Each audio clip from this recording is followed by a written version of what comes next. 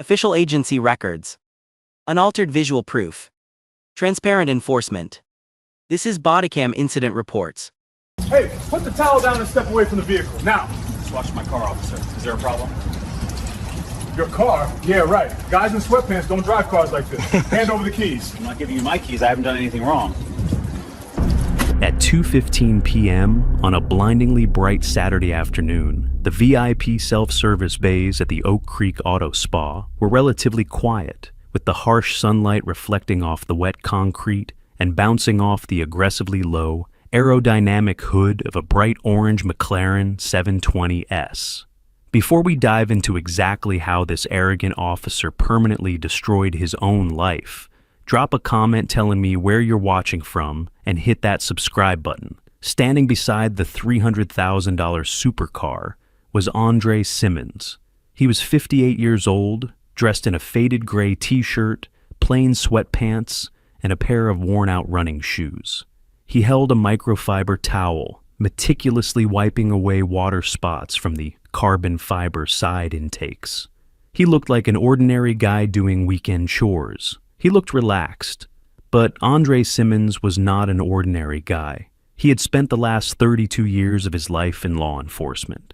He had walked the beat in the city's most dangerous wards, worked undercover narcotics, commanded the homicide division, and served as deputy chief. He had survived shootouts, political purges, and decades of high-stakes pressure. And just 3 days prior to this sunny afternoon, Andre Simmons had stood inside City Hall, placed his hand on a Bible, and been sworn in as the city's brand new police commissioner. He was now the highest-ranking law enforcement official in a department of over 4,000 sworn officers. The McLaren wasn't stolen. It was a retirement and promotion gift he had purchased for himself after 3 decades of meticulous saving and smart investments. It was his pride and joy, properly registered, fully insured, and completely legal. As Simmons leaned over to polish the driver's side mirror, a black and white patrol cruiser slowly rolled into the parking lot. Behind the wheel was Officer Derek Pike. Pike was 31 years old and had been with the department for 8 years. Among the younger guys on his shift, he liked to call his aggressive style proactive policing. But inside the filing cabinets of the Internal Affairs Division, his style had a different name.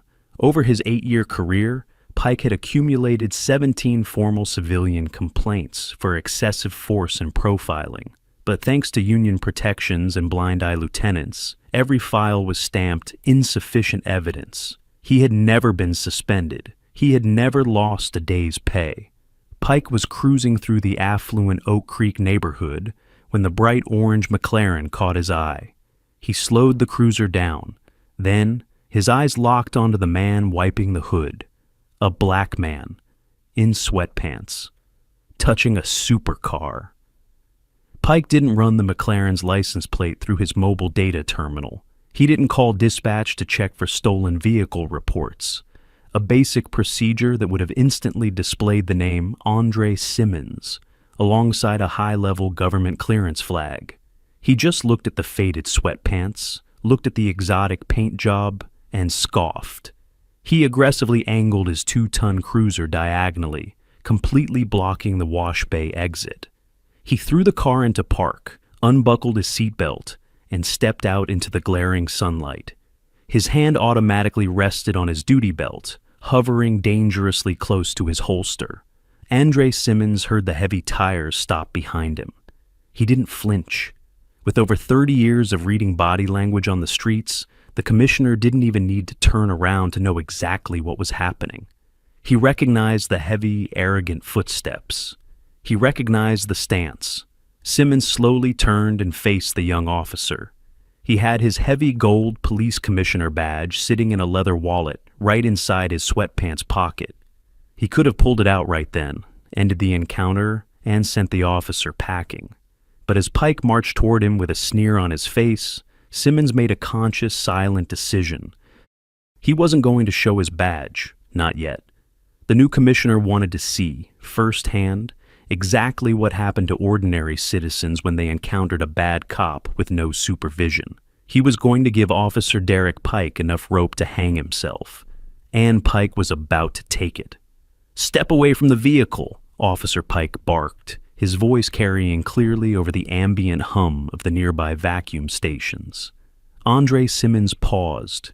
He didn't raise his hands in a panic, nor did he make any sudden defensive movements. He simply rested his microfiber towel on the sleek carbon fiber roof of the McLaren and turned fully to face the officer. He kept his hands completely visible at his sides. "Can I help you, officer?" Simmons asked, his voice low, resonant, and remarkably steady. Pike closed the distance, stopping just 2 feet away. An intentional, aggressive intimidation tactic taught in the academy to establish physical dominance. He looked Simmons up and down with blatant disgust. "Whose car is this?" "It's mine. I'm just finishing up," Simmons replied, looking the young patrolman dead in the eye. Pike let out a harsh, mocking laugh that was picked up perfectly by his own body camera. "Yours, right. I'm going to need to see some identification and the registration for this vehicle, now." This was the pivotal moment. Simmons knew the law infinitely better than the man wearing the uniform standing in front of him. He knew exactly what constituted a lawful Terry stop, and what crossed the line into harassment. "Officer," Simmons asked, his tone perfectly neutral, "before I reach for anything, am I being detained, or am I free to go?" The question clearly irritated Pike. Officers who rely on fear and intimidation absolutely despise citizens who know their constitutional rights. Pike shifted his weight, resting his right hand heavily on his duty belt. "You're detained," Pike snapped. "We have a report of a stolen vehicle matching this exact description in the area." It was a verifiable lie, a completely fabricated pretext. Simmons knew there was no such report on the dispatch radio, but he also knew how to play the game, and he was ready to let Pike dig his hole a little deeper. "All right," Simmons said calmly. Keeping his movements slow and deliberate, he reached into his back pocket. He deliberately bypassed the heavy, solid gold police commissioner badge nestled deep inside the leather fold of his wallet. Instead, he pulled out his standard state driver's license.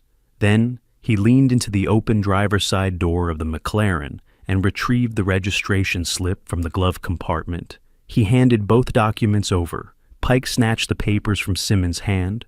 He stared at the driver's license. Andre Simmons. He looked at the registration. Andre Simmons. He glanced at the vehicle identification number printed on the paperwork and leaned over to check it against the dashboard plate. It was a perfect match. Everything was entirely legal, valid, and indisputable. By all departmental protocols, the stop should have ended right there. The officer had investigated his suspicion, the citizen had complied, and the documentation proved ownership. But Derek Pike's ego was already writing checks his badge couldn't cash. He had already committed to the narrative playing in his head. Under the glaring afternoon sun, he completely refused to admit he was wrong about the black man in sweatpants. "Anybody can print a fake registration slip," Pike sneered, his tone dripping with absolute contempt. He didn't hand the paperwork back to the driver. Instead, in a blatant display of disrespect, he flicked his wrist, letting Simmons' driver's license and registration flutter onto the hot orange hood of the McLaren. "And this ID," Pike continued, pointing a finger at Simmons' chest, "doesn't mean you didn't steal the guy's wallet along with his keys. Guys like you don't buy cars like this legally. Now, hand over the keys. I'm searching this vehicle." Simmons looked down at his documents resting on the hot paint. He didn't raise his voice. He didn't show an ounce of anger. He simply flipped the switch from citizen to auditor. "Officer," Simmons said, his voice carrying the quiet authority of a man used to giving orders to thousands. "I have provided valid government identification and legal proof of ownership. You have no articulable suspicion and no legal basis to continue this detention, and you absolutely do not have my consent to search this vehicle." At this point, the encounter was no longer private. The aggressive shouting had drawn an audience. The Oak Creek Auto Spa had gone quiet. A man washing his Ford F-150 in the next bay turned off his pressure washer and stepped out to watch. A young mother drying her SUV pulled out her smartphone, the screen reflecting the bright sunlight as she hit record. Pike noticed the cameras, but instead of de-escalating, the presence of an audience only fueled his arrogance. He felt challenged, he felt disrespected, and in his mind, he needed to put this man in his place. "I don't need your consent," Pike growled, his face flushing red with anger. He unhooked the heavy steel handcuffs from his belt. "We can do this the easy way, or the hard way. Turn around and put your hands on the hood." "The only mistake being made here is yours, officer," Simmons replied, his voice unwavering. "If you put your hands on me without probable cause, you are crossing a line you cannot uncross." That was the trigger. Pike's patience, already paper-thin from having his authority questioned, evaporated completely in the summer heat. He lunged forward. Pike grabbed Simmons violently by the left shoulder of his gray t-shirt, bunching the fabric in his fist, and physically spun the 58-year-old man around. Simmons, maintaining absolute composure and tactical discipline, offered zero physical resistance. He didn't tense his muscles. He didn't pull away. He let the angry patrolman use his momentum, knowing that any flinch could be legally documented as resisting arrest. Pike shoved Simmons hard against the side of the McLaren. The sound was sickening. As Simmons was pressed against the vehicle, Pike's heavy, fully loaded police utility belt, specifically the metal casing of his tactical flashlight and the sharp edges of his spare magazine pouches, scraped violently against the supercar's driver's side door. Screech! It was the unmistakable, gut-wrenching sound of metal gouging deep into a flawless, custom paint finish. A $15,000 aerodynamic carbon fiber door panel, permanently scarred in a fraction of a second. "Get your hands behind your back! Stop resisting!" Pike yelled, deliberately relying on the standard, rehearsed phrases taught to officers to legally justify the use of force on their body cameras. But the body camera was recording the undeniable truth. Simmons wasn't resisting. His hands were willingly going behind his back. Pike grabbed Simmons' wrists, pulling them up high and tight between his shoulder blades to inflict maximum discomfort, and slapped the cold steel cuffs onto the commissioner's wrists. He squeezed the ratchets down hard, much harder than standard procedure dictated, the metal bit deep into Simmons' skin, immediately cutting off circulation. Click, click, click. With Simmons pinned against the blistering hot hood of the orange McLaren, the trap was officially sprung. Officer Derek Pike had just committed battery, unlawful arrest, and severe property damage under the color of law. There was no going back.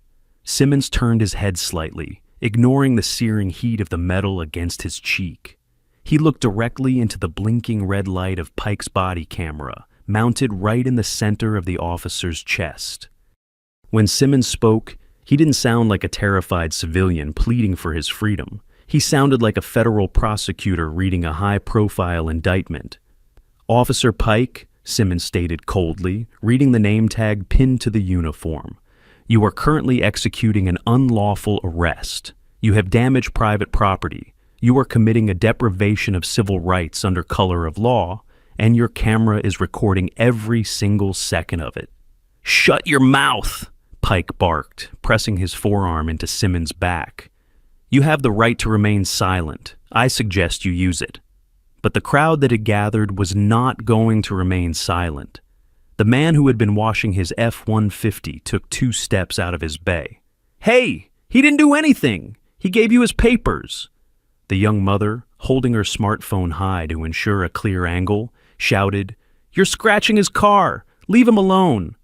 Pike snapped his head toward the witnesses. He felt the situation slipping, but his ego refused to let him de-escalate. He pointed a finger at the man with the truck.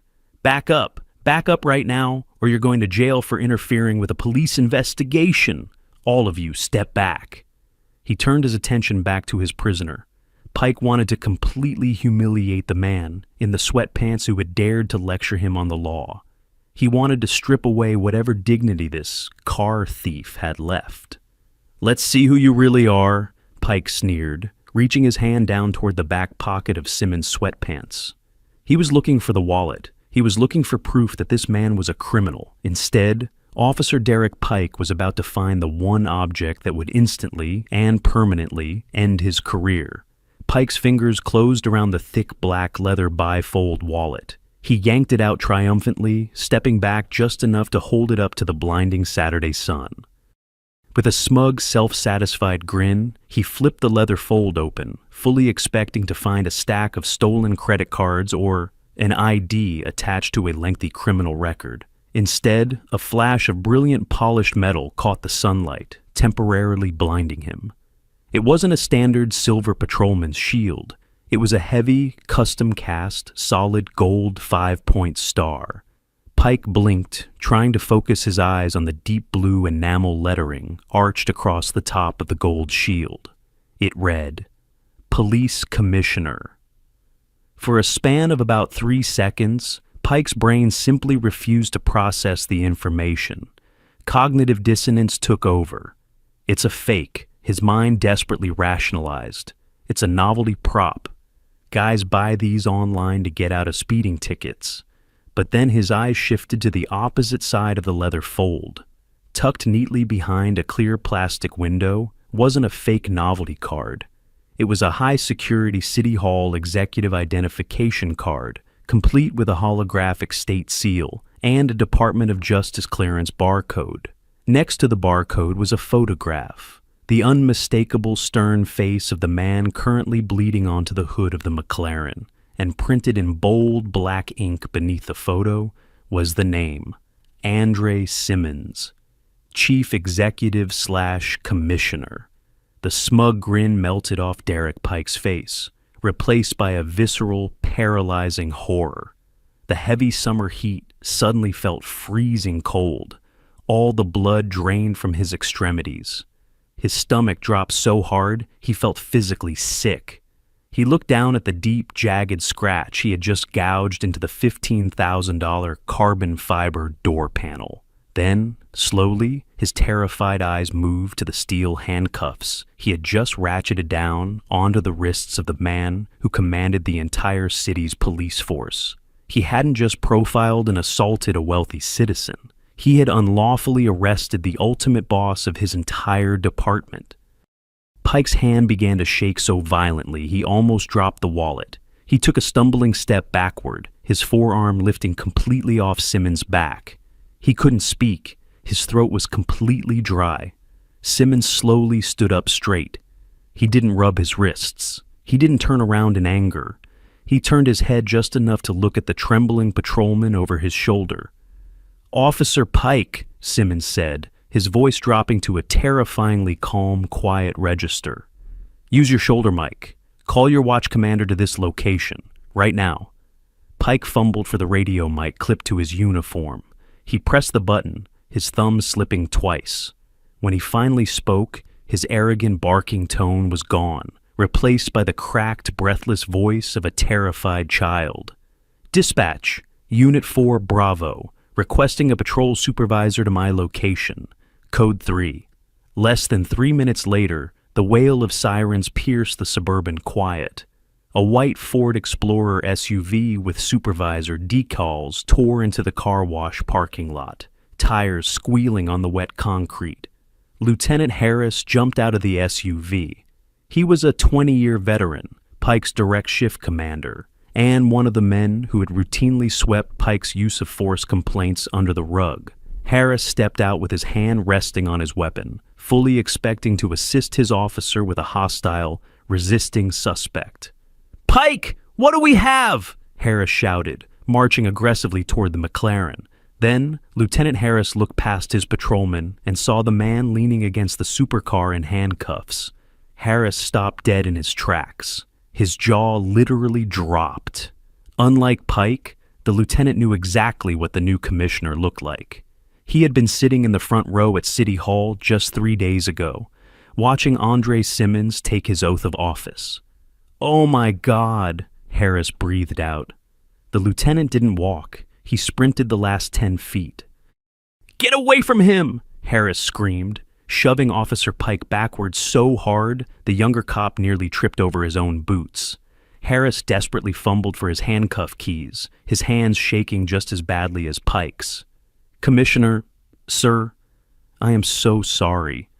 I had no idea what he was thinking. I didn't—" "Save it, Lieutenant," Simmons interrupted coldly. Click, click. The steel cuffs fell away. Simmons brought his hands forward, rubbing the deep red indentations on his wrists. The crowd of witnesses watched in stunned silence as the aggressive cop, who had just been shouting orders, was now cowering against his own cruiser. Simmons turned fully around, towering over the situation. He looked at the trembling Officer Pike, then pointed a finger directly at Lieutenant Harris. "Relieve this man of his badge and his duty weapon," Simmons ordered, his voice echoing across the parking lot. "Do it right here, right now." Lieutenant Harris didn't hesitate. He didn't look at the union rep, and he didn't try to pull the commissioner aside to smooth things over. He turned to the pale, trembling patrolman. "Give it to me, Derek. Now!" With the smartphone cameras of half a dozen witnesses capturing every humiliating second, Officer Derek Pike unclipped his duty belt. The heavy thud of his service weapon, taser, and handcuffs hitting the hood of the supervisor's SUV sounded like a gavel falling. Pike was placed in the back of a patrol cruiser, not as an officer of the law, but as a suspect in a federal civil rights violation. By Monday morning, the cell phone footage recorded by the witnesses had hit the internet. Within 48 hours, it had crossed 20 million views, but more importantly, the unedited body camera footage had been entered into federal evidence. Commissioner Andre Simmons did not handle the investigation internally. He bypassed the local internal affairs division completely. He unsealed all 17 of Pike's previous use of force complaints, the exact files that Lieutenant Harris had buried for 8 years, and handed them directly to the Department of Justice. The fallout didn't just end Derek Pike's career, it shattered the entire department's command structure. The Department of Justice announced a pattern or practice investigation into the Oak Creek Police Department. Federal monitors were immediately assigned to oversee all future police stops and use of force reports. The Fraternal Order of Police, the union that had protected Pike his entire career, faced immense public backlash and a federal conspiracy probe. They completely withdrew their legal funding for Pike. Without the shield of qualified immunity, Derek Pike was indicted by a federal grand jury under 18 U.S.C. Section 242, deprivation of rights under color of law. He was convicted and sentenced to 8 years in a federal penitentiary. Lieutenant Harris was terminated, and his pension was revoked due to documented negligence and failure to supervise. As for the damage, the $15,000 repair bill for the McLaren's carbon fiber door panel, along with the costs of a sweeping civil rights audit, was billed directly to the city, forcing an immediate public review of the police budget. Commissioner Simmons didn't hold a victory press conference. He didn't give dramatic interviews. On Tuesday morning, he simply walked into his office at City Hall and began the grueling work of restructuring a broken department from the top down.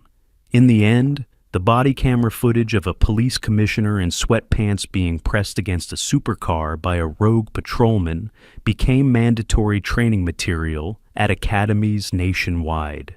A permanent documented reminder that bias has a cost, that cameras don't blink, and that accountability, when it finally arrives, is absolute.